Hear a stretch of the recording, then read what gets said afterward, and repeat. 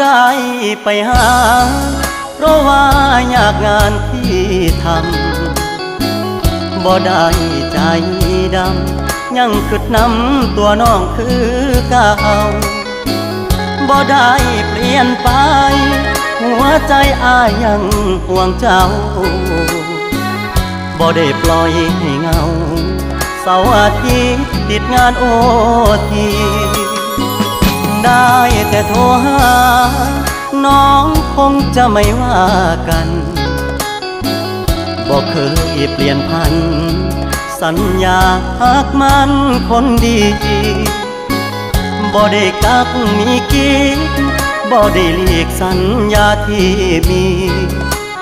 ย้อนงานยุ่งอีหลีคนดีอย่าเครียดอายเด้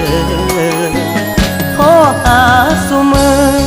เจ้ามาคือน้อยใจเฮ็ดหยังหยุดงานวันวางจะเดินทางเพื่อไปพบเจออย่ามาสงสัย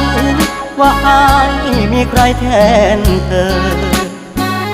หักมันเสมอบอกเคยเพลอสิคิดนอกใจ